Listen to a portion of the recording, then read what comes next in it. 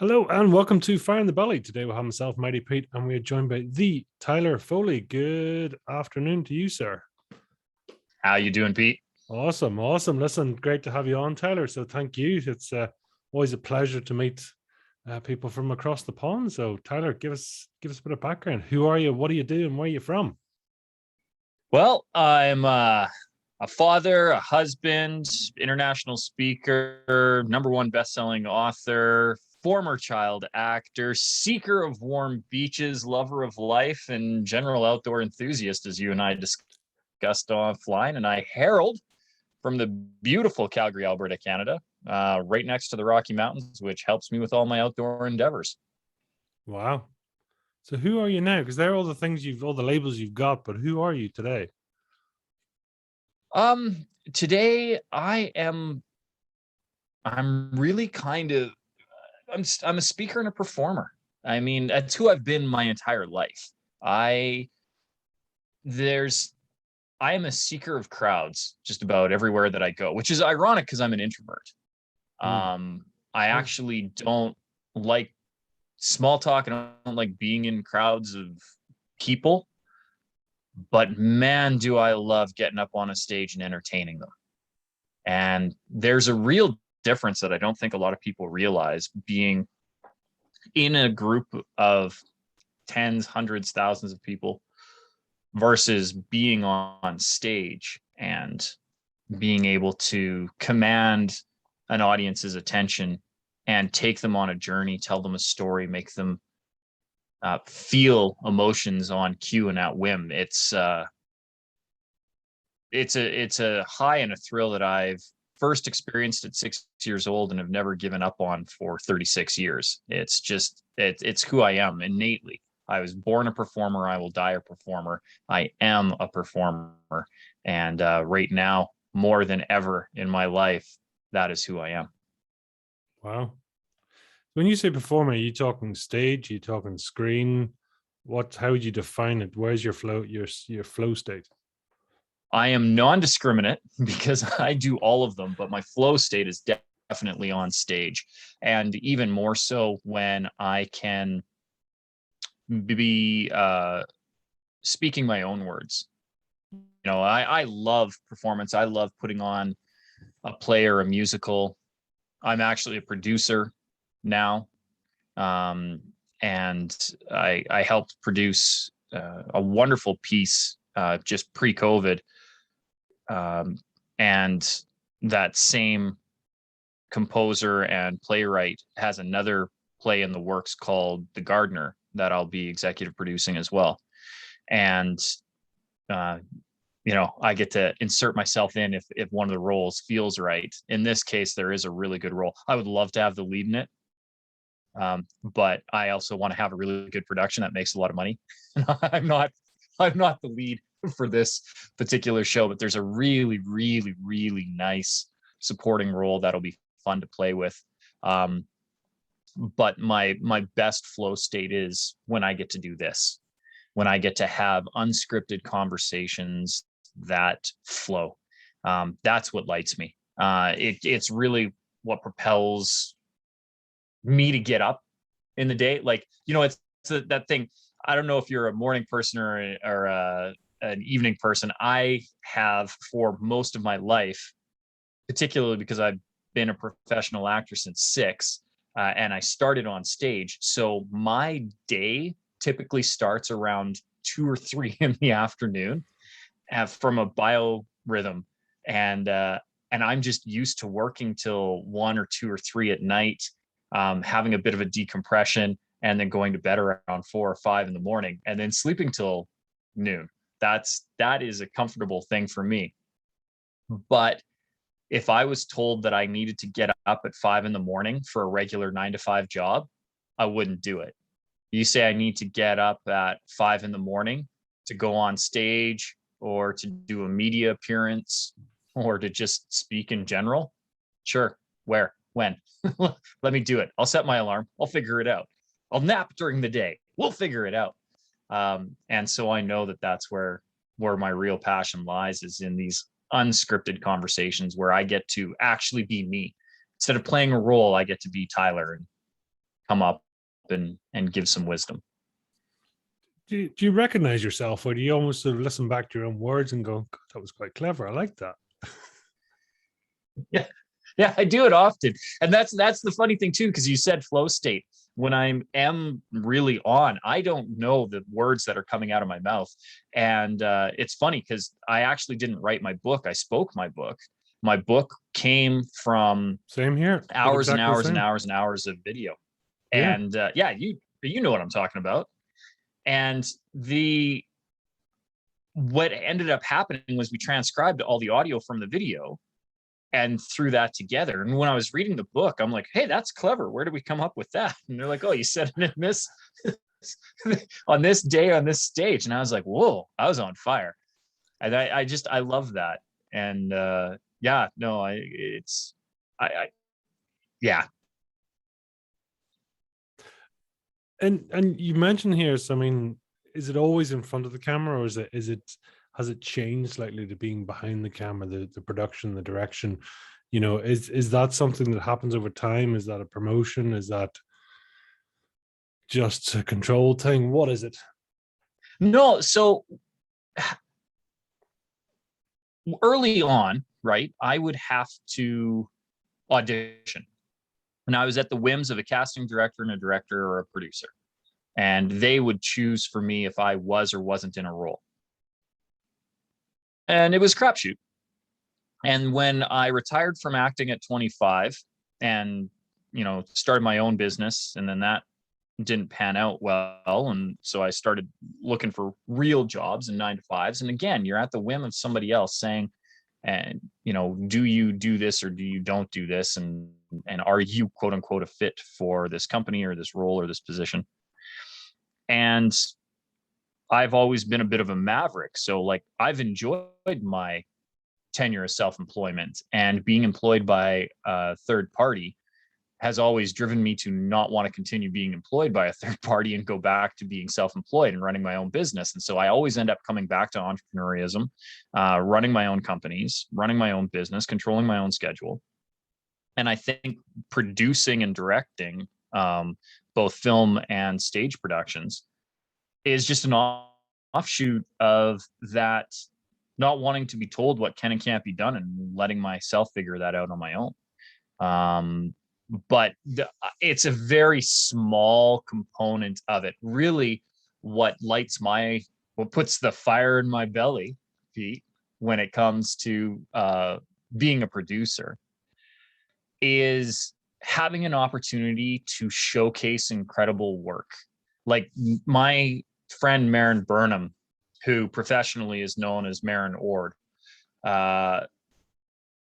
she was the playwright that wrote the one musical that I produced in 2019. She's who's written The Gardener going forward. And I'm just excited for it to be heard, because it's the kind of thing, her music is haunting and so good. Her most famous composition was was played in the TV series Felicity back in the late 90s. And she's got this pop sensibility, but she also is an old soul. So her music has a richness that feels like 1950s Broadway. And then she has this playful sensibility. So the lyrics can be really heavy at times, but then she has these real comedic light moments to it. And it's just such an incredible blend of human emotion that comes out of it. And that work deserves to be seen. And so for me, when I get behind when I get in a technical role as a producer or something like that, what really ignites me is being able to see work that otherwise wouldn't be out there and give it a chance. It just needs a chance to find its audience, and it will find its audience. I have no doubt that eventually The Gardener will be on Broadway. I don't know that I'll be producing it on Broadway because I don't really know how to do that. But if anybody's out there that wants their next Broadway hit, reach out to me. I've got it, and I've got the rights, and I'm happy to pass them on to you, because The Gardener is just breathtaking, and I love being able to expose a new audience to a new work. That's super interesting. I mean, the roles, as you say, that you filled. I mean, from an outside perspective, how much is the acting? How much is the production? How much is the actual, the overall theme or the storyline? I mean, how, is there a split roughly? What makes it a good show per se? No, it's because it's unique show to show to show. Sometimes you will have an absolutely phenomenal cast, and it doesn't matter how bad the script or the writing is, they're just born professional actors who can, you could dress them in a burlap sack and give them a poem written by 40 monkeys, and it would sound like the greatest Shakespearean work. And on the flip side, you could take any one of Shakespeare's plays and give them to really bad actors. But if you had a great technical team behind them, unbelievable stage production, and just, the world-class writings of the Bard, even the worst actor can sound incredible if you give them really good words to say. So it depends. And when you find some of these, Tony winning productions or Oscar winning productions or Golden Globe winning productions or anything else, they're the ones that got everything right? They captured the lightning in the bottle. Incredible performances, incredible production, incredible marketing, right? Like, you could have the greatest play in the world, but if the audience doesn't know about it, they won't come, they don't see it. So it takes everything to make a really good show. And I don't think I've ever been, some of my favorite shows that I've ever been in, what made them great is unique to the show. It's a living, breathing entity that really can't be duplicated. I was going to say, because how many shows are there that deserve to be at all, but it just never quite happens for them? It must be quite common, surely. Oh, yeah, because I mean, it's an art. So of course, art is notoriously underappreciated in its time, because again, you need to find the audience, and most artists don't have the budget or the money to be able to promote themselves, and on top of it, they don't care, because they're invested in their art and they suffer for their art. And I think one of the things that I love the most about Marin and her shows is she has the time to dedicate to just, putting in effort into these compositions, into the storylines. And she does, like, we've been workshopping this production now for 18 months, and having to do it in a virtual way up until very recently, when we could finally meet and workshop it live. And I think the latest script that I have is revision 32, and she's still not happy with it. And we're talking a fully flushed out manuscript of over 100 pages, and about, in performance runtime, probably 2.25 hours of dialogue, plus last count, I think we have 14 or 16 musical numbers that go with it, that she has composed. So not only has she written the music for it, but she's also written the lyrics for it, and she's done it all herself. And then she tinkers, right? We say the words and she gets a cast together, and we, speak life into these words that she's putting on the page. And then, based on the input from the actor, she tinkers and she tweaks it, and she flushes out storyline in a way that I'm blown away with. But just because she has this beautiful work doesn't mean that she has the financial resources behind her, or the industry experience to know how to then get said work in front of the people who would love to see it, who would be entertained by it. And that's where I come in, because, I'm not the richest man on the planet, but I definitely have done well for myself. And I have the resources available to at least push this into a more professional direction than just staging it with amateur performers in a church somewhere. And so for me, that is really, really, truly rewarding, where I can then flip open my Rolodex. It's one of my favorite things to do. It's why I own a talent agency. It's why I, do the speaker training that I do. It's why I do basically everything that I do. My favorite thing to do is to flip open my Rolodex and say, hey, I know this guy, Pete. He wrote Be Heard to Be Rich. He would be a really good fit for you if you're looking for this, right? Or, I know my friend Marin, she's an incredible playwright, and she would be, she's got this great play or this great musical, or, whatever. I love being the facilitator of introductions and the nexus point for beautiful relationships to form. I'm sure in a former life I must have been a matchmaker or something like that, because I love doing it. And so that's where I get the most joy. And that's really all a producer is.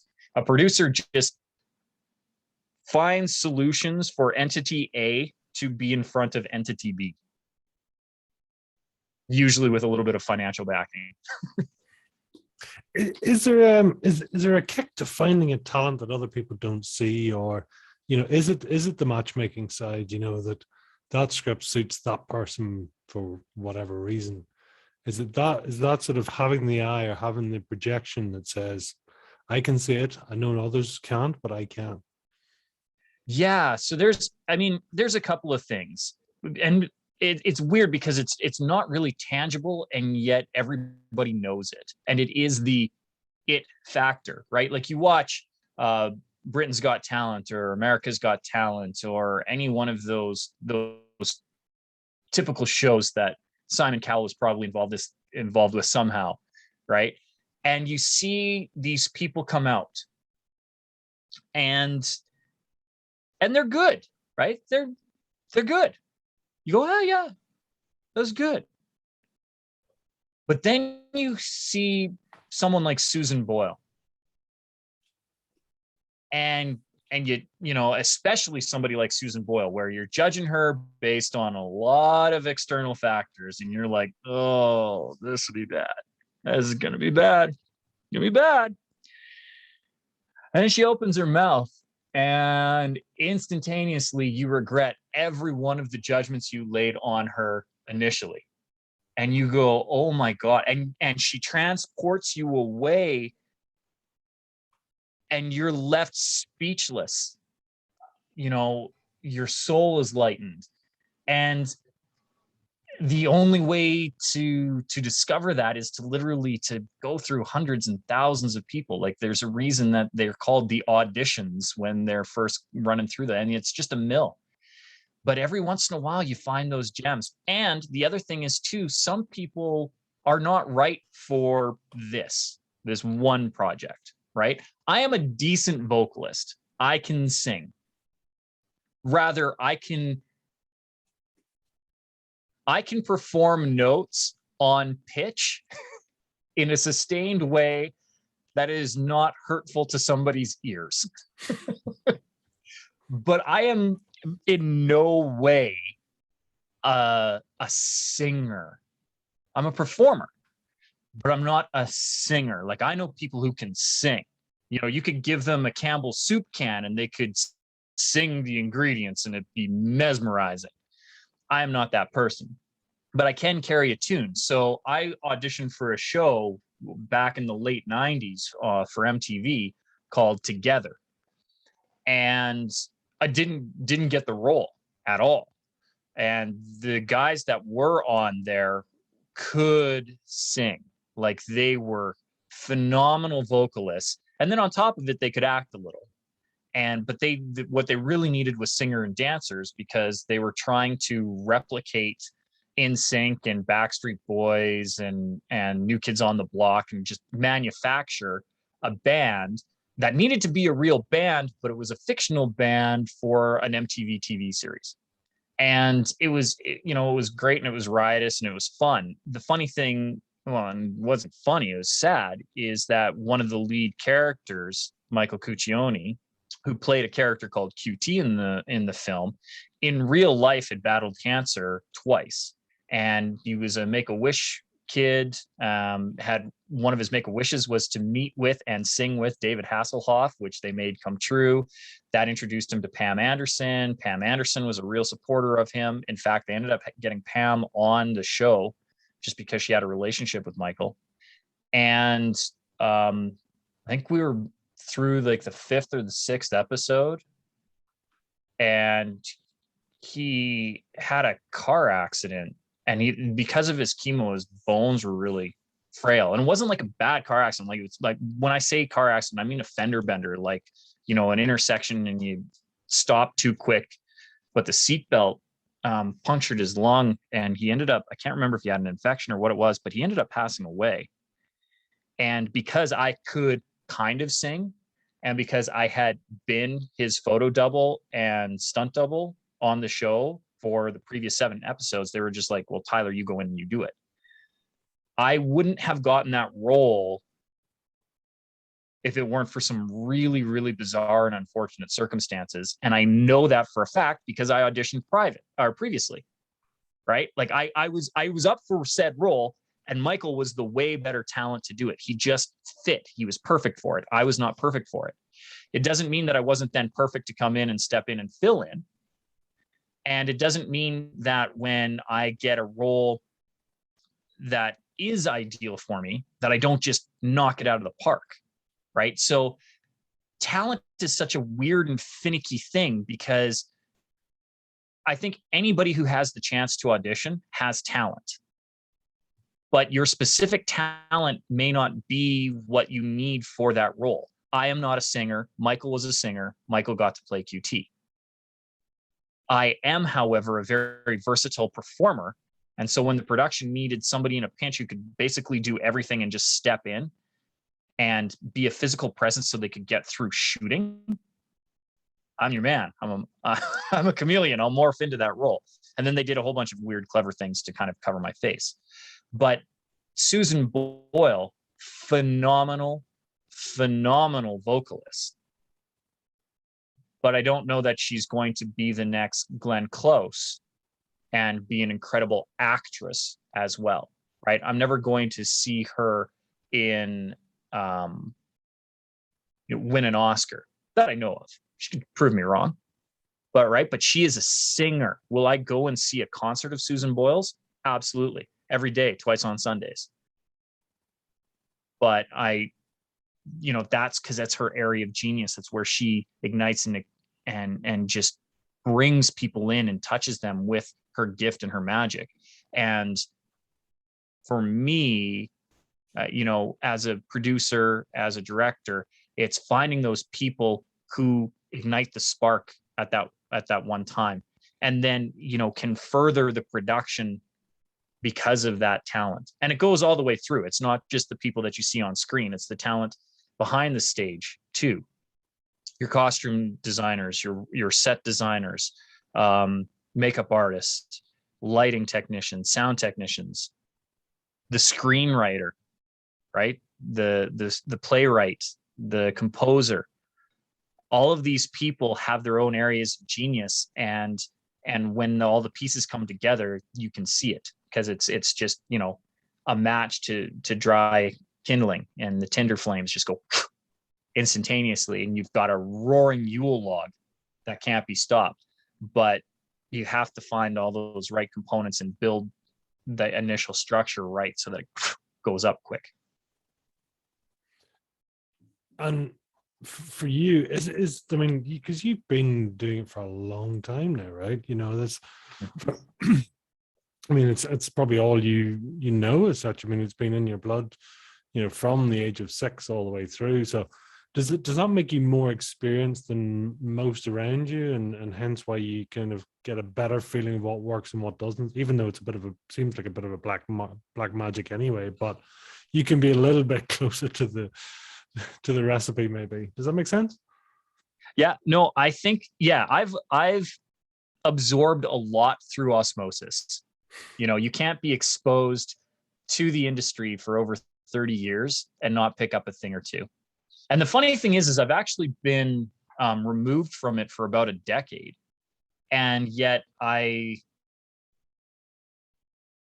there's things that you just kind of know, you just kind of learn, you understand, they just become inherent.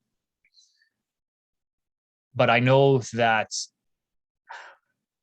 even running the agency, like I know talent. Like, when somebody's got it, and you just need to find them the right fit so that their talent can shine.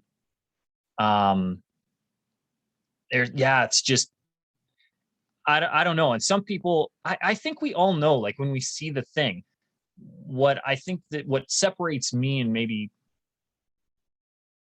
what sets me apart and gives me an advantage is that I know the flip side of not getting the shot or the chance.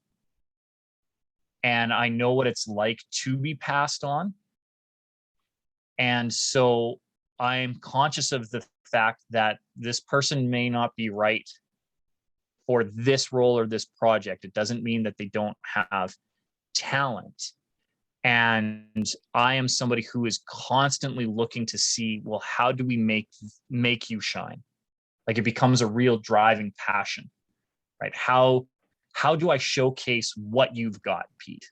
Like, how do we, well, I mean, it's the title of your book, for crying out loud. Be heard to be rich. How do I get you to be heard, right? How do we get your specific talent out so that people understand?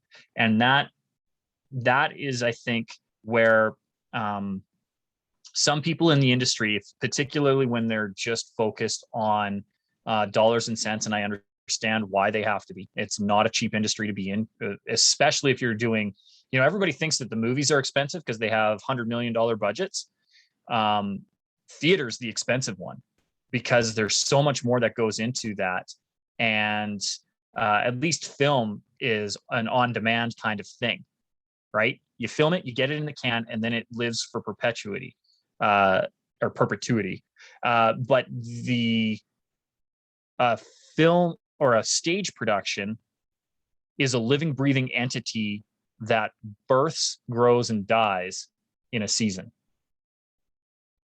And even if somebody's been on, like, if they've been in the West End and they've watched a production of Phantom, and Andrew Lloyd Webber just kicked off Phantom again in New York, brought it back to Broadway, right? Broadway is back, baby, because Phantom is back on Broadway. And it never really left because it's always had a touring company, like Phantom's there. But that show is going on, like, I think we're coming up 40 years with Phantom, right? And no two shows are the same. And they keep restaging and reimagining, and every performance is different. That's why people can go back to Broadway, where film is film. Once it's done, it's there, and then it starts to generate and make money. And so to produce theater is actually the more expensive one. It may not have that huge budget, although some of them are getting up there now. They're putting a lot of production value into it, and it's expensive to run those shows each and every night. But like, you can't focus on, you need the money to sustain the production, but when you're focused on the bottom line, you forget that you're dealing with unknown components in that it is art. And when you get away from, this is an artistic expression and this is a chance for us to explore the human condition, and you focus in on, how do I fill 700 people into this auditorium each night for the next 2 months, it starts to detract from the ability to explore that human condition the way that the artist initially intended. And that's where, if you can have both sides of it, like for me, I think I'm a balanced producer. I understand that there are financial obligations that need to be met, but I also know that there needs to be a freedom within the cast to play and find their voice and find their vision, because that is what's going to create compelling art that people then want to come and see. And that's how you showcase it to fill 700 seats a night for the next 2 months. It's interesting that, the fact, as you say, there's multiple hats to wear. But for some, they kind of need to just stick to the hat that they wear best and let them focus and get on with it. Whereas other people can maybe multi-talent, but they understand that it has to be good, but it also has to be viable, because if it's not viable, then it doesn't matter how good it is, right? Exactly. Well, how in I know in business it's sort of having a niche or a niche is always quite key. And does that sort of apply to you, and does that apply to people on stage and storytelling? Is it always important to have a niche, or is it the reverse, that you almost try not to get yourself typecast too much? No, I think it's important to have a niche, because that's how you identify and really resonate with an audience. Bo Eason, who I've studied with, he's a former NFL football player, our North American football, not real football. And you're welcome for that, by the way, Pete. But North American style football. And I can't even remember what position he played, but when he transitioned out from the league, he became a professional speaker, and a phenomenal speaker at that. And one of the things that he talks about is how the more specific your story can be, the more universal it will speak to an audience.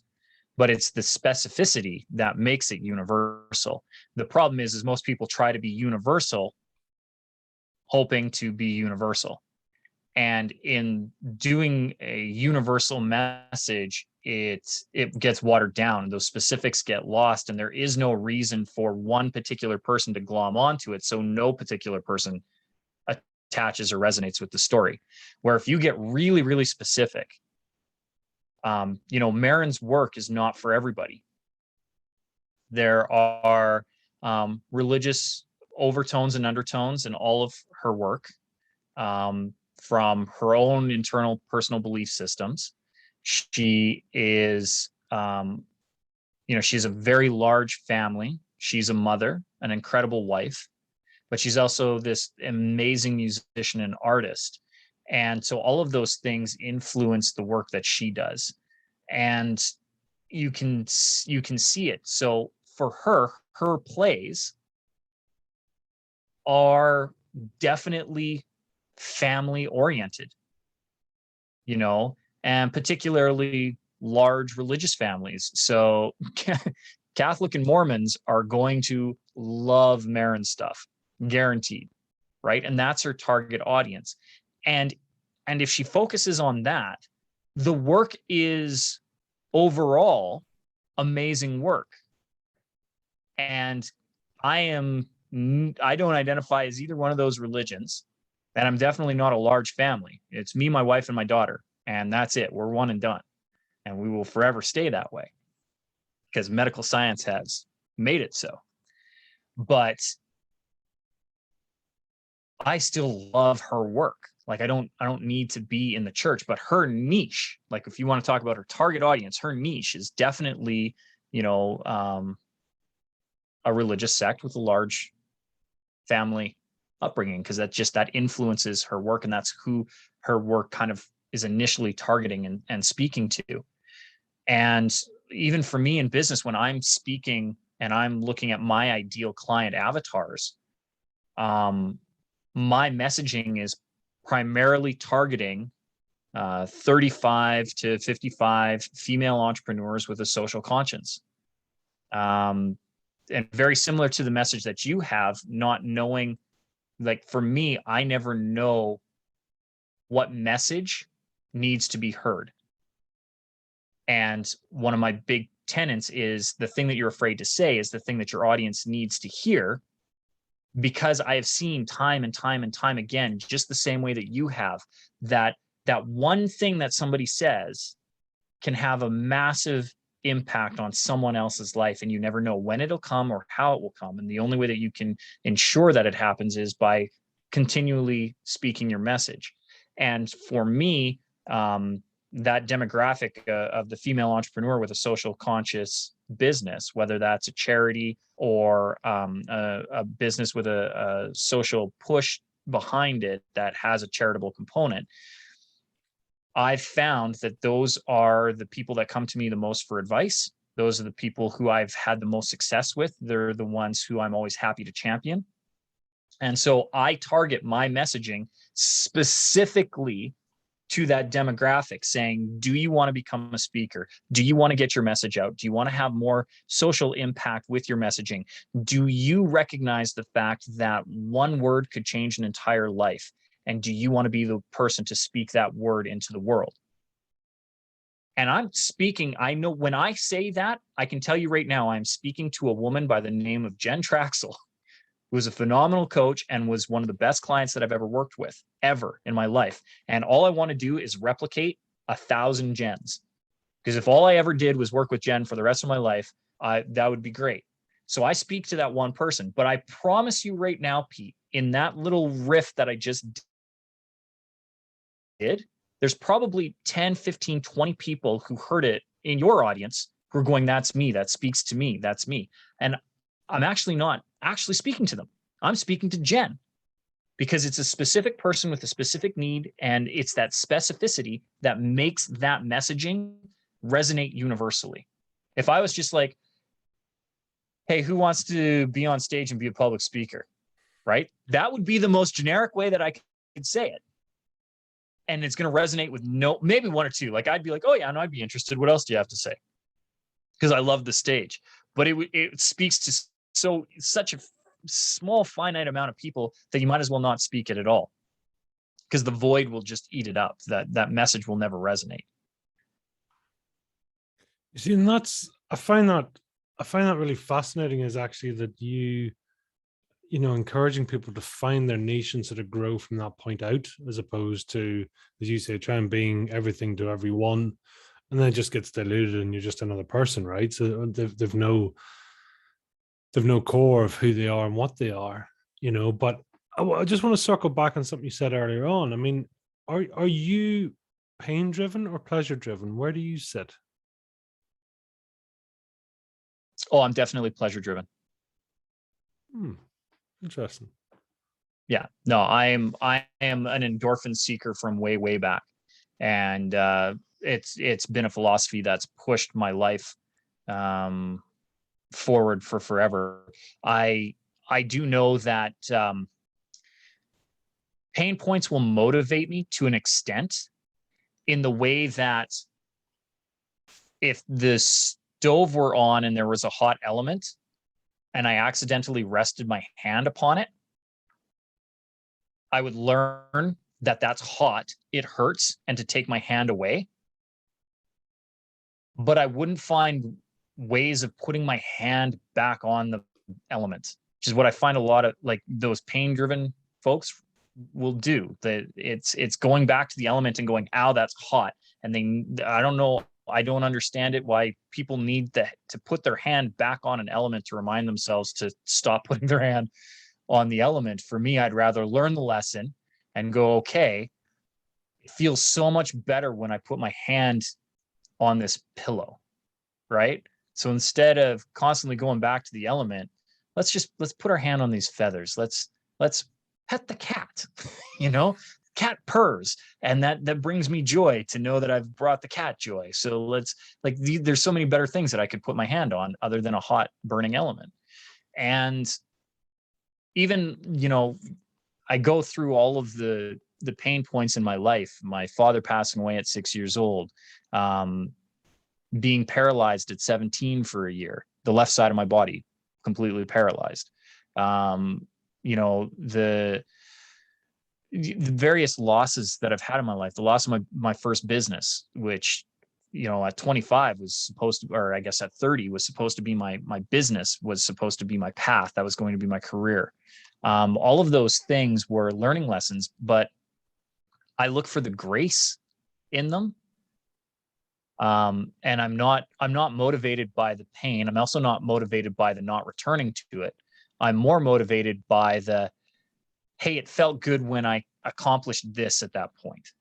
Hey, this recognition felt good. And if I really, really, really drilled down to it, there is a small amount of narcissism that propels me forward, because on the hierarchy, like Tim Tony Robbins does a really good job of breaking down, human needs and the 6 core things that propel us forward.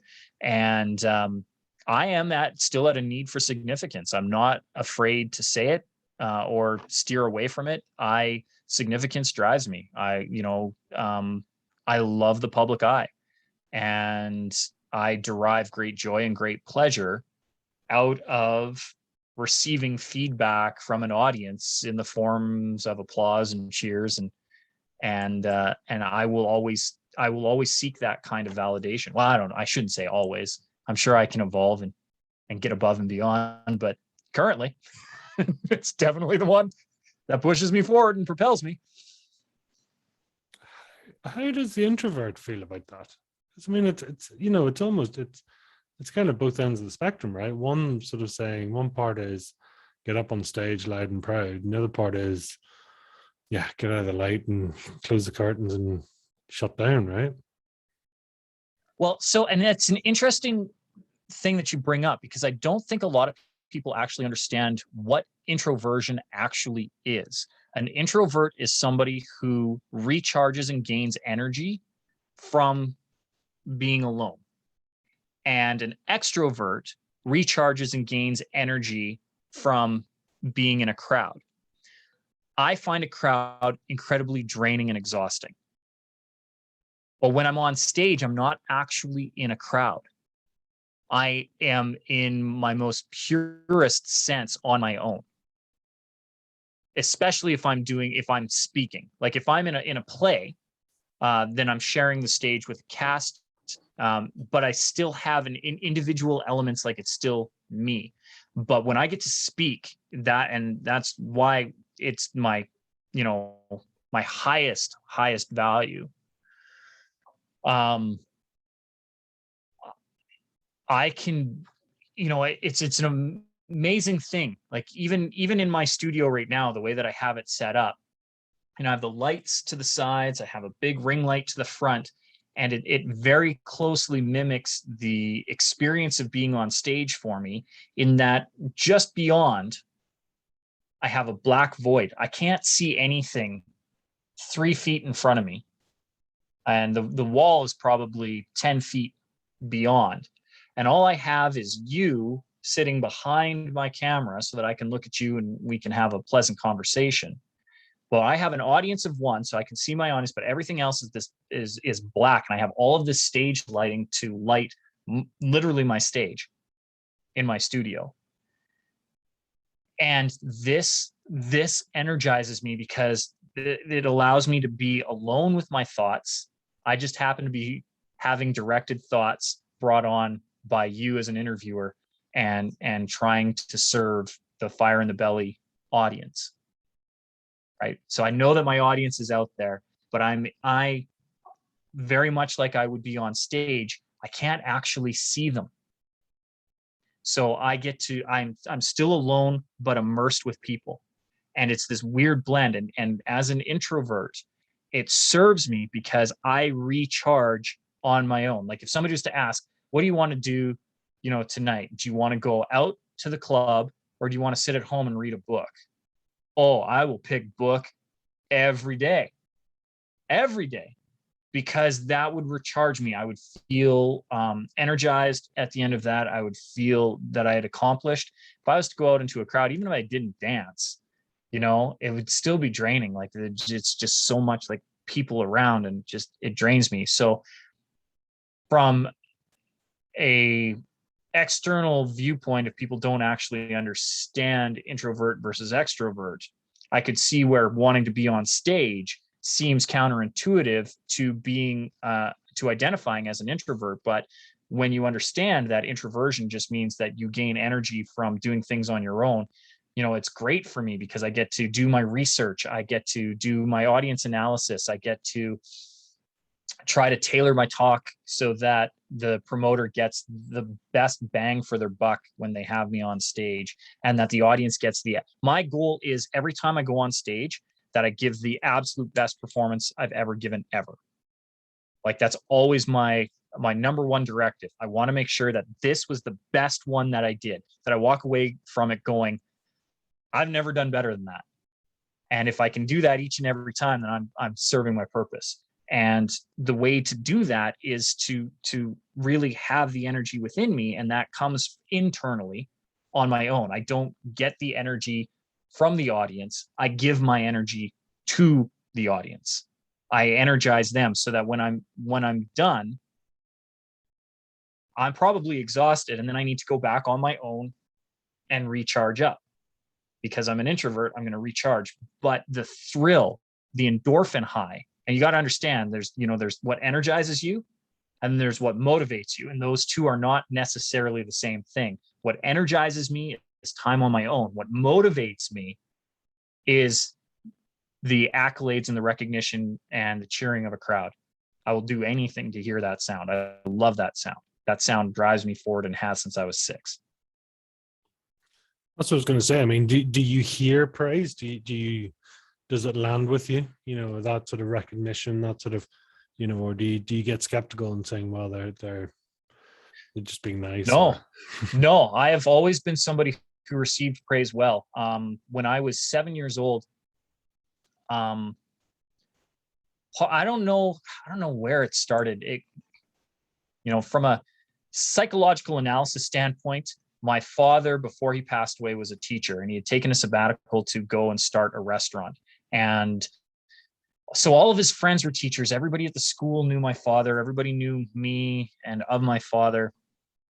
And he was identified as a teacher. And when he passed away, I kind of got a pass for the rest of the first grade because he passed in February. And so and early on in February. And I went to school maybe all of twice in February because Tyler needed to grieve, which is funny because at 6 years old, I didn't really have a concept of the finality of death. And I didn't really internally process or grasp that. The first time I openly cried about my father's passing was when I was 12 years old, ironically at my school, receiving an award. But at 6, I just kind of got a pass, like they didn't expect much of it. It's okay. He's a bright boy. It's just good. But then when I got into the second grade, my teacher, Pat McGuigan, who, there's a good Irish name for you. Hey, Pat McGuigan. She was phenomenal. And, but wasn't going to let me by. I didn't get a pass with Pat. Mrs. McGuigan was hard on me. And I remember midway through the year, I was struggling with my, must have been my B's and my D's, and I think P's and Q's, anything that had, a right or a left line to it, and I would invert them. I didn't have dyslexia, but I was also probably lazy, and everybody else just let me get away with it. And Mrs. McGuigan wasn't going to let me get away with it. And so I got this sticker on my desk, a learning aid. And everybody knew what the learning aid meant. It meant that I was stupid. I wasn't as smart as everybody else in the class, which was not the case, but it's what at 7 years old, you identify the kid who gets the sticker, right? They were the learning aids for the special ed class down the hall. And now all of a sudden it was on my desk, and that crushed me. And all I wanted to do was get that sticker off. And Mrs. McGuigan told me that I couldn't get the sticker off until I consistently got my letters right. And that was it. Well, I think, Pete, it took me all of 2, maybe 3 weeks to stop being lazy and focus on which way B's and D's, P's and Q's, 6s and 9s needed to be written. And then sticker came off. And that would have probably been, again, February, March of the school year. So 3/4 of the way through school. And at the end of the school year, you have the big awards assembly in the gym. And I remember Miss McGuigan getting up and saying, the most improved student this year in grade 2 was, and she took out her paper and said, Tyler Foley. And I got to go up to the front of the auditorium and hear all the students and teachers clap as I receive this award as the most improved student. And I was so proud of that. And so the next year in my third grade, my teacher was Miss Young. And Miss Young was a spinster in every sense of the word. And she was an old school marm with old school marm mentality. And I loved her. She was hands down one. I was blessed to have incredible educators, but Miss Young was probably the best teacher I ever had ever. And I remember the first or second day, I was like, Miss Young, how do I get most improved? And she looked at me and she said, Mr. Foley, I don't believe in most improved. If you want to win awards in my class, you have to be the best. Well, that year I won top student for grade 3, and I've never looked back, because I receive praise, and I believe people when they say you're the best. There's metrics that go behind it, and if I'm not, I'm okay with that, because at least there's metrics so that I can figure out how to get there. I am definitely metric driven too. I have a logical side to it, and when you ask, am I pleasure driven or pain driven? I'm definitely pleasure driven. If I'm not succeeding, whatever that means currently, I know that I can get there. So I'm driven for the reward at the end of the tunnel, right? Where's my pot of gold at the end of the rainbow, Pete? Where's my pot of gold? I don't complain when it's not raining. I'm waiting for the rainbow so that I can chase the pot of gold. And I'm happy every time, because one day, I've found it. I've caught that leprechaun a few times, and it's brought me joy. And I will do it time and time and time and time and time again, because I love the thrill and the feeling and the endorphins that come with accomplishment. So I'm definitely pleasure driven. There's an expression, your voids are your values. I mean, with this, do you feel that there are voids, but actually they're useful voids? There's it's almost, not that I would know, but almost like an actor getting into character and saying, well, this sort of it provides great contrast in our lives, which actually then gives you greater experience, right? Does that make sense? Do you think that's a useful or a valid statement? Oh, I definitely think so. And I know, my wife got me a t-shirt that says, if I can't be a great lesson, I better be a damn good warning. And she's tongue in cheek in that, because when my father passed away, one of the great things about growing up in a very small community was that I had an entire community rally around my mother. And we received support from all directions. And I had so many upstanding men in the community reach out and take on a very paternal role with me. But my mom also, dated, and her long-term boyfriend, and the closest thing I would have ever had to a stepfather, was a fascinating human being. He was a musician. I certainly get my artistic. I wouldn't have gotten this from my father. I wouldn't be who I am today if my father had raised me. I'm sure I'd be far more scholastic, far more serious. And not that my father was. By all accounts, he was a very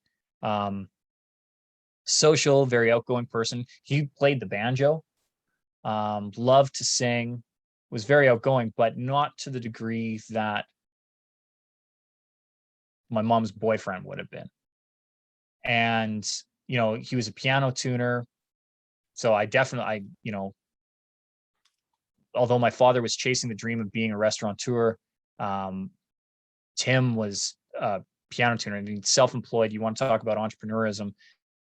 That's what he did. Like, if he needed to make money, he picked up the phone and phoned through the phone book to find pianos to tune. Like, that's how he made money. And, that was a work ethic that, my father had a great work ethic too, but a lot of these things, I don't know how it would have panned out, but I just know that I got a lot of lessons from Tim, but I also got a lot of lessons on who not to be. He's a very heavy drinker, incredibly emotionally abusive. He was, he had a temper and a violence about him that was just unmatched. And a lot of my core values come from not wanting to be what he was. And, by all accounts, my father had a vicious temper. And if you ask my wife, I have a bad temper too. But I also know the impact that can have on a family. And so I am hyper conscious of containing it, because I I remember my sister and I like having full physical recoils to Tim's voice. He'd come in and say, "Hey," you'd go, "Oh," like that. And I remember the one time I did it to my daughter, and I saw the look in her face and I saw the recoil, and oh man, that was a gut punch to me. Like I was right back. I was, 10 years old, down in my basement hearing Tim do it. And I went, never again, never again. And now my interactions with my daughter are significantly different. I had the pleasure of hearing a great artist, Rain Mater, who is a lead singer for a great Canadian band up here. And he was talking, he's married to Chantal Kreviazuk, who is an incredible performer herself. And he was talking about the time that, he and Chantal have been trying to raise their children right. And the time that he yelled at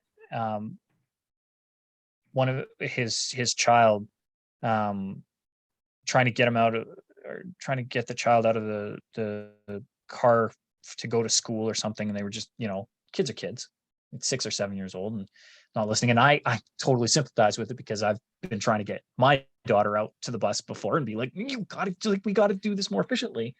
But him saying, that he had raised his voice and realized the harm that it could do, and he just wasn't going to do it again. And I think in the two incidents happened near around the same time. I got to hear him speak and then see this thing happen, and it just kind of became resolute within me that every one of my interactions with my daughter was going to be controlled. And if I was going to do it with my daughter, that it started with her, but it didn't stop there. That my interactions with my wife, with my family, clients, contractors, subcontractors, everyone that I interact with gets a tempered me, not my temperamental me. And I think it served me pretty well going forward. And part of it allows me time to reflect too. And it makes for better business decisions, because they're not being done in the heat of the moment. They're being done with a little bit of calculation and retrospect. So I think it's made me a better businessman too. It's amazing how those things have ripples and side effects. It's maybe a hard question, but do you think that was sort of supposed to happen, losing your father, but also the chain of events and all the things that have happened in your life? Are they all a precursor to allowing you to be here today and this where you are today, and leading you up to something? Maybe where do you sit on that, or is it just? Oh, absolutely. And it's not a hard question for me to answer. In fact, I've spoken about it openly many, many, many times, that I feel, again, I don't look for the positives in everything, but I do look for the grace. And I think that there is grace in every one of those events, that I needed every one of them, because everyone has provided a lesson, and not necessarily right in the moment either. Some of them are lessons that have taken 20, 30 years to learn. But I know for a fact that I would not be where I am today if not for each and every event, as arbitrary and random as it occurred at the time, has appeared in my life for a reason. and was necessary to further me along the path that I'm on. Walking the path forward felt remarkably circuitous and wandering and aimless. Looking back on it, it's a straight line from A to B, and couldn't be more clearer of a path if it tried. It's fully illuminated. Does that bring you solace to be where you're supposed to be, rather than sort of struggling to say, well, I don't know, I might have been a butcher, I might have been a football player, whatever, but to be in it this duration, if that makes sense? Yeah, I'm 5'8" if I lie, and 135 pounds. So I was never going to be an American football player. I might have been a good Euro footy. I could have done that. But I definitely, I don't know. I might have even been able to pull off rugby, because there's a couple of squat little fellows that can really knock a ball around. But yeah, no, I'm exactly where I'm supposed to be, and very content with it. And it's funny too, because me and my team are really putting together the push for what will be the new round of speaking events, the training modules that we're putting together, both in person and virtual. The book came out and was released. All of these pieces that I've spent the last 18, 20, 24 months putting together, there's a momentum surge behind it that we can all feel. Like, I feel like a corked champagne bottle that's being agitated by, a professional athlete. I'm just ready to pop. The cork hasn't quite come off yet, but like I can feel everything surging. Everything is clicking. And it's kind of like a tide. There's ebbs and flows with it. And yeah, that there's been a bit of a receding of the shoreline of the tide, but that just means that it's starting to surge forward again, right? We've hit low tide a few months ago, but now it's a rising tide, and I can feel that boat rising, and everything has been necessary, including a couple of the setbacks. I mean, I had over $500,000 in revenue in, guaranteed contracts in 2020 kind of disappear because they were all live events. Mm. you go, oh, how do I fill that void? Especially because my daughter's about to start private school, based on the idea that I had all these signed contracts. Like, all of these things went, oh, ah.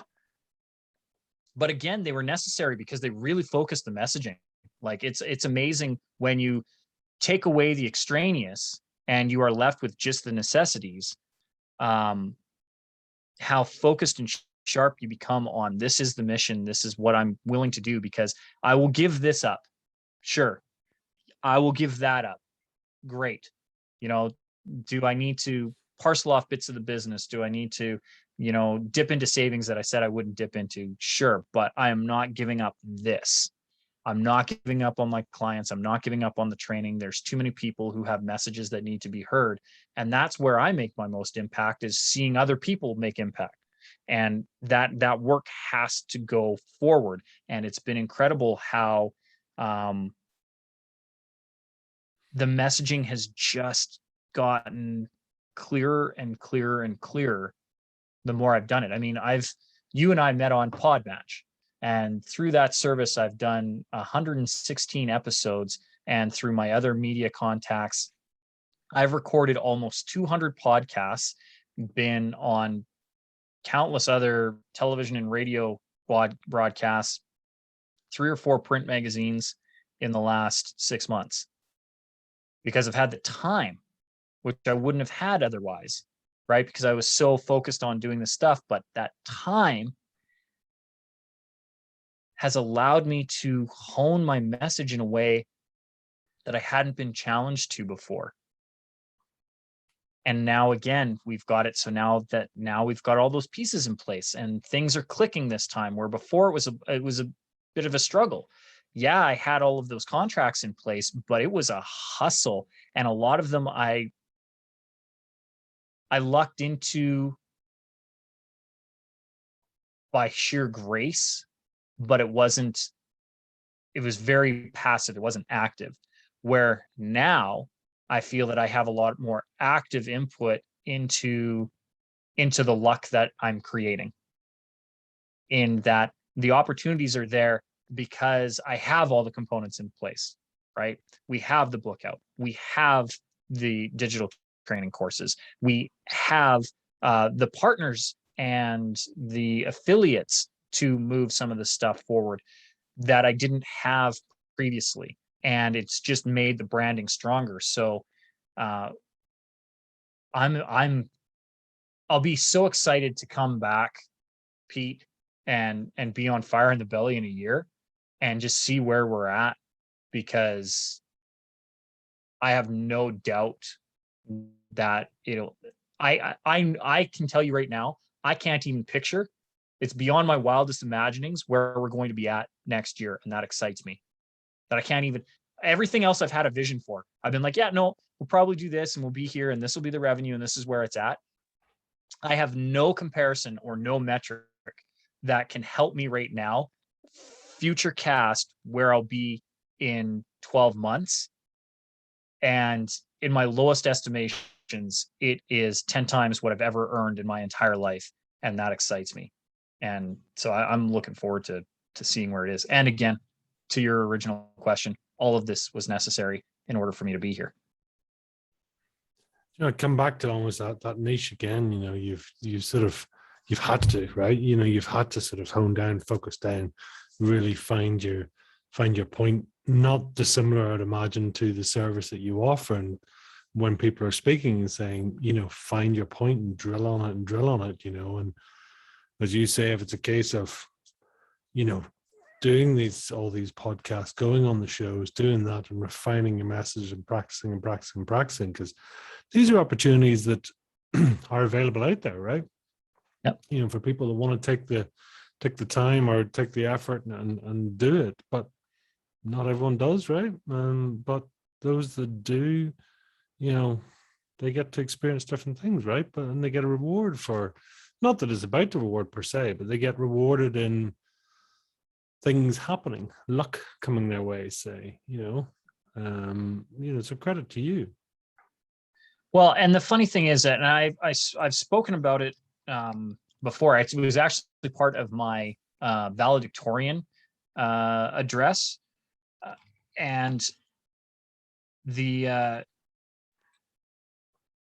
I first learned about a study called the luck factor, reading a book that I picked up in an airport when I was delayed.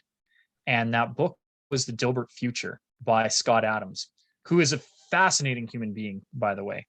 And he, in the very final chapter of The Dilbert Future, which if anybody's not familiar with the Dilbert comics, they're a cartoon strip, 3-frame cartoon strip, syndicated weekly cartoon about primarily, the primary character is Dilbert, and he has a dog called Dogbert. And Scott Adams himself never started out as a cartoonist. He was actually hypnotherapist. Like, he studied hypnotism. I don't even know that he was a hypnotherapist. I think he might have just been a hypnotist. Either way, he understood human psychology, and he created Dilbert to be the ideal comic character from a psychological standpoint, from the human brain.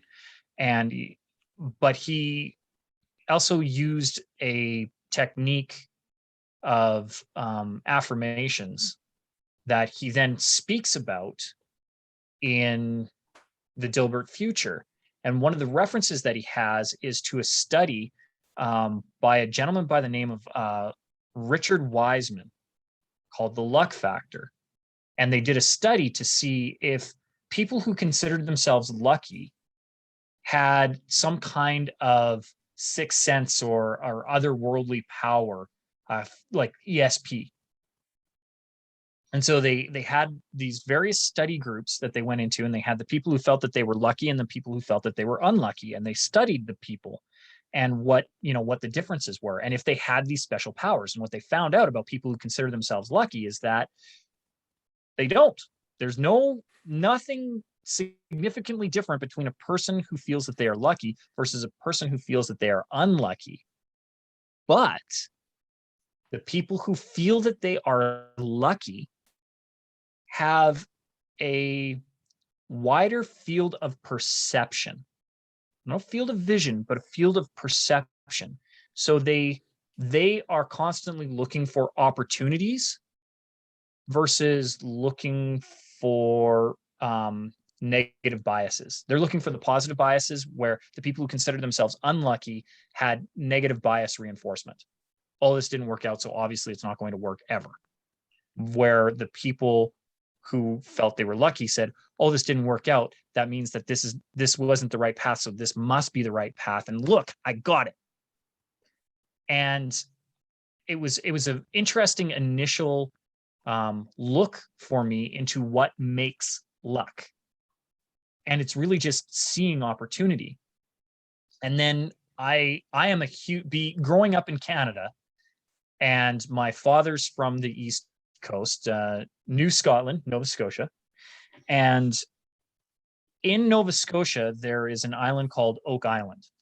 And I've known about the Oak Island treasure and the Oak Island mystery since I was probably 2 or 3 years old, when my father could first tell me about it. And when I was in the 4th grade, I found a book on it, and then I really started to research it.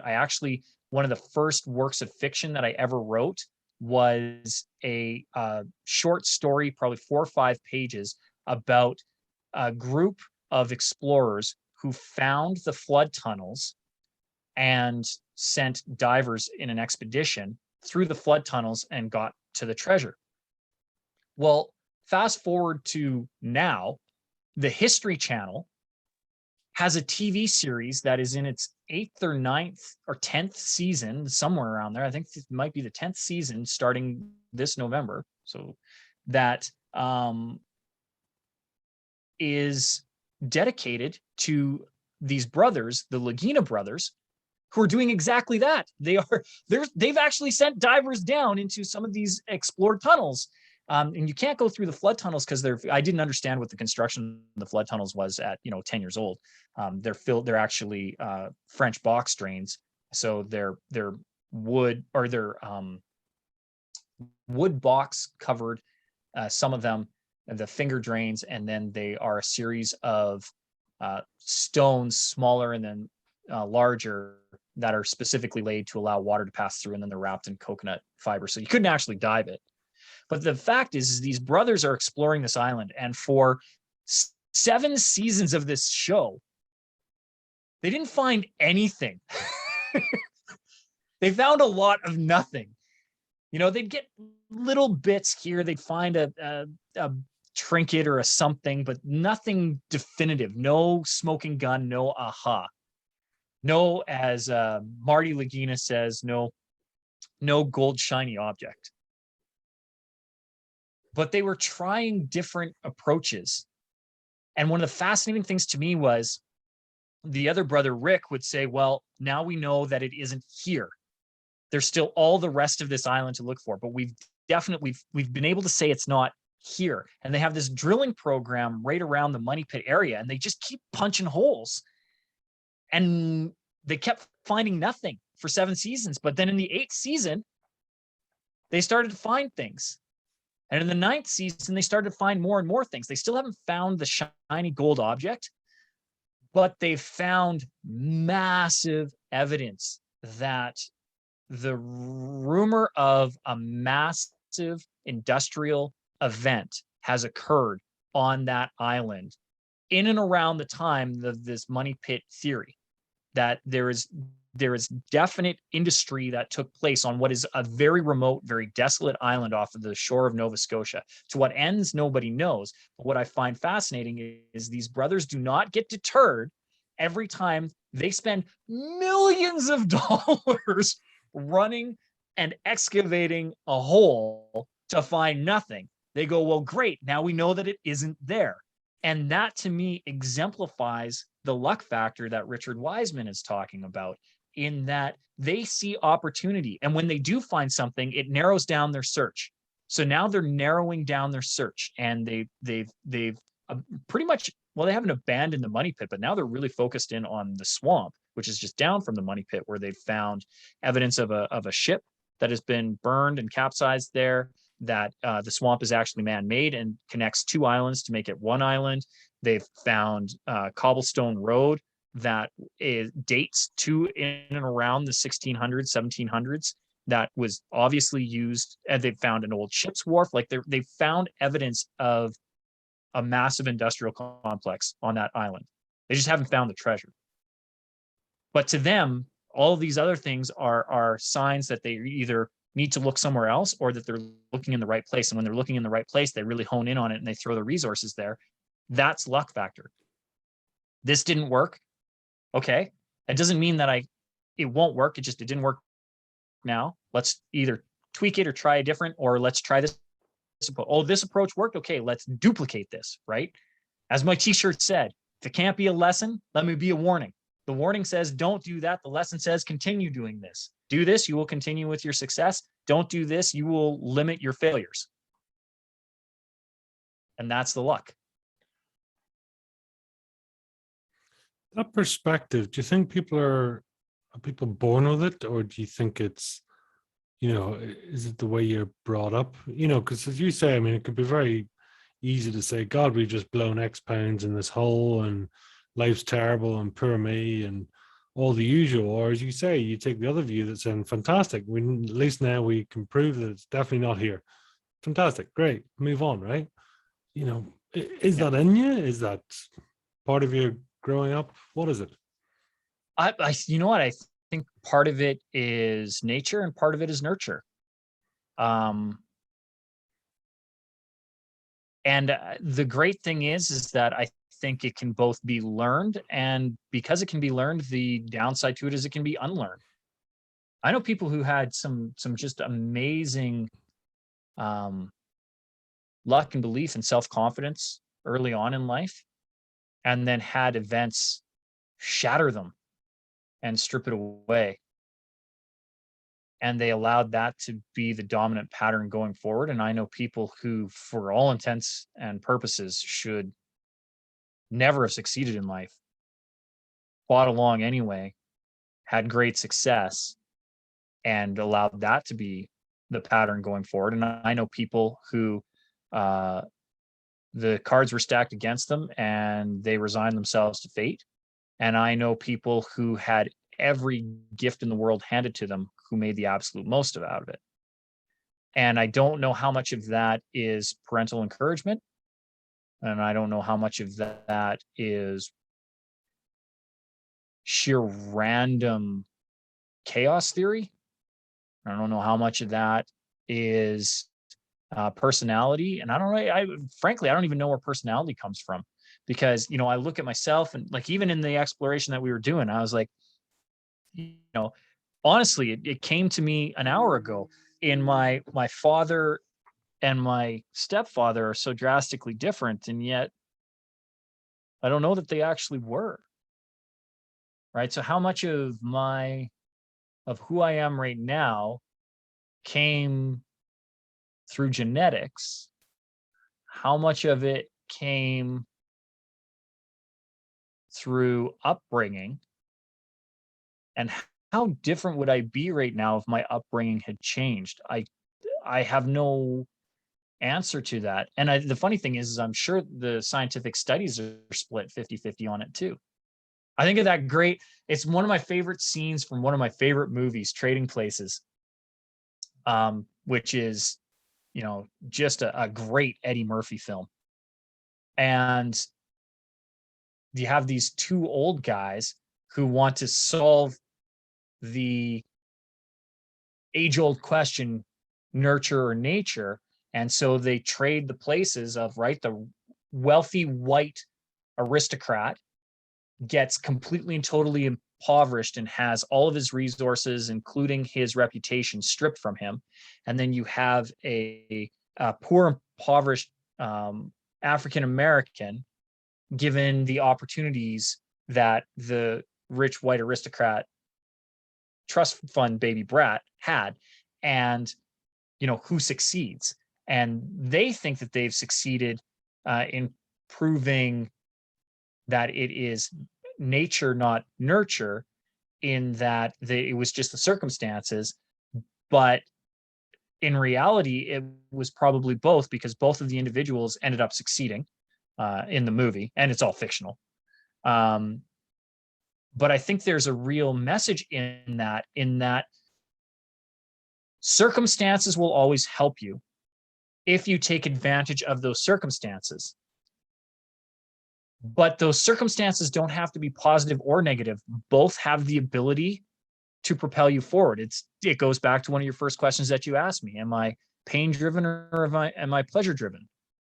I'm probably more pleasure driven, but I still learn lessons from the pain, right? I know not to put my hand on the stove. I've learned that lesson. And so I think it really boils down to somebody's ability to understand the true nature of the world. And it's, again, I quote Tony Robbins, life happens for you, not to you. All of these events are necessary. You can't have the good without the bad. One of the great things that I learned from studying with Dr. John DeMartini is that there is a natural yin and yang to the world. There is a natural oscillation to life. What brings us heat, the electromagnetic waves that come from the sun, the infrared waves that come to us on a daily basis, ebb and flow. There's an up and then there's a down, and there's an up and a down, and it repeats itself. And one of the ways that you find comfort is finding balance. And so those waves don't have great swings, right? Why is it that the majority of the world lives between the Tropic of Cancer and the Tropic of Cancer, or Tropic of Capricorn? Because it's a mild climate, because you don't have great oscillations. There's crazy folk like you and me, Pete, that live in these beautiful countries that experience great seasonal change. But the problem is we always look forward to those couple of quote unquote perfect days that just float in the mid 20s, nice blue sky, and we enjoy all 5 of them, and then the rest of the time it's too hot or it's too cold. And one of the things that John DeMartini discussed is recognizing that there are going to be oscillations, but not allowing them to create great swings in you. I recognize that the tide ebbs and flows. When my tide is low, advantage, I have a lot of beach. When the tide is high, I don't have as much beach, but look how much more ocean I have and how much higher on the waterline I can float. So you can't have the good without the bad. You have to be able to accept them both at the same time and recognize that they are both necessary. And I think that some people come by that inherently and just understand it intuitively. And some people need to learn that lesson. Some people will never understand it, and some people will come to get it. And you just have to pick which camp you're going to be in. So true. It is so true. It's, and tell me, for me, if you're where you are now, I mean, who are you serving best now?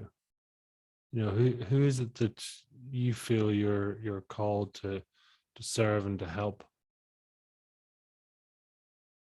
The people who have forgotten that they have a voice. They're the people who are just naturally like me, and they're going to stand up and they're going to take a microphone and they're going to say, hey, and I can always help those people because we can all learn from each other. But the real people that I have the most impact with, that I resonate the most with, that I am driven to serve are the people who have forgotten that they have a voice, that through societal conditioning are a little bit more meek, are a little less willing to raise their hand and speak up. And it's those voices that I want to empower, because often they have the greatest perspective, because they've taken the time to really analyze and look at a situation. They've had the freedom of being overlooked to look at where breakdowns are and have great insight. And I've seen and observed so many times where, when I can empower someone like that to find their voice again, or to find their voice at all, and share their message and share their story, how that ripples out and the impact that it has and the effect that it has on those around them. Because again, you never know who needs to hear your story until you tell it. And the key component to that is telling your story to begin with. And so again, I find that what lights me up is working with those charity directors. Being the head of a not-for-profit cannot be an easy calling in life. And they're the ones who are doing the most good in the most needed areas. And the way that they can really do good is to get their message out there. And usually it comes from telling their personal story. Why are they involved in that charity to begin with? What is driving them? What is pushing them? What keeps them up at night? And what keeps them waking up in the morning? And that's who I'm focused on serving. That's where I find that I have the most impact and what really propels me forward. That's lovely. It's a beautiful way to be able to focus on it, and serve to the best of your ability. A lot to be said. Tell me, Tyler, if you were to try and summarize your fire in the belly in one or two words, what would they be? One or two words?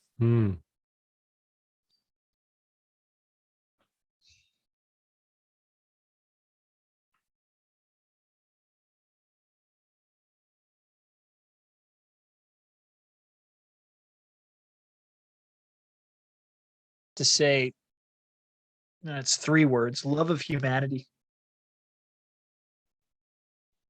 I think I've been graced in my life with an unbelievable outpouring of love and charity and sympathy. And I have truly been able to see the good in humanity and what it brings forward. And it drives me to showcase that. So love of humanity. It's beautiful. It's real, to be of service in that way is quite something. Mm-hmm. Tell me, where can people find out more about you, track you down, hunt you down, stalk you, any of the above? The best place to go is SeanTylerFoley.com, and you'll appreciate that Sean is spelled the proper Irish way, SeanTylerFoley. So SeanTylerFoley.com, and they can connect with me everywhere. We've got all my socials there. We've got speaking calendar. We've got the books. We've got free downloads. So anybody who wants to join our Endless Stages speaker group, which is a free Facebook group, they can find the link there. They can also find a link to the method, which is a free download of a 11-page document that we've put together that has 5 insider secrets over the past 35 years that I've put together to help people find their message, be more confident on stage, really be able to rock their next presentation.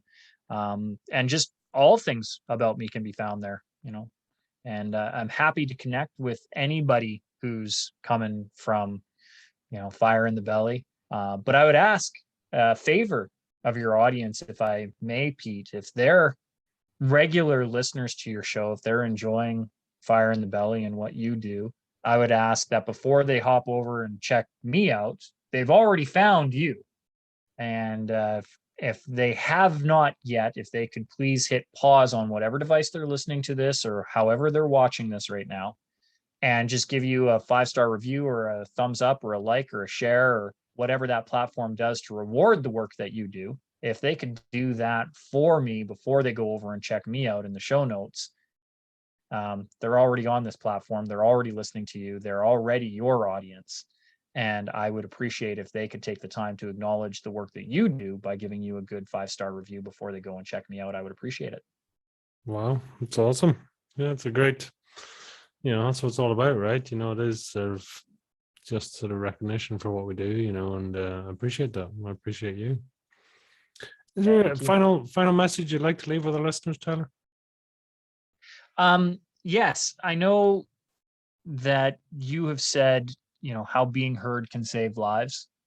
I would echo that and say it in a slightly paraphrased way, in that your message matters, your voice matters, and you have no idea the impact that your story could have until you tell it, and you don't know who needs to hear it. So please, please, please find the courage, find strength to share your story,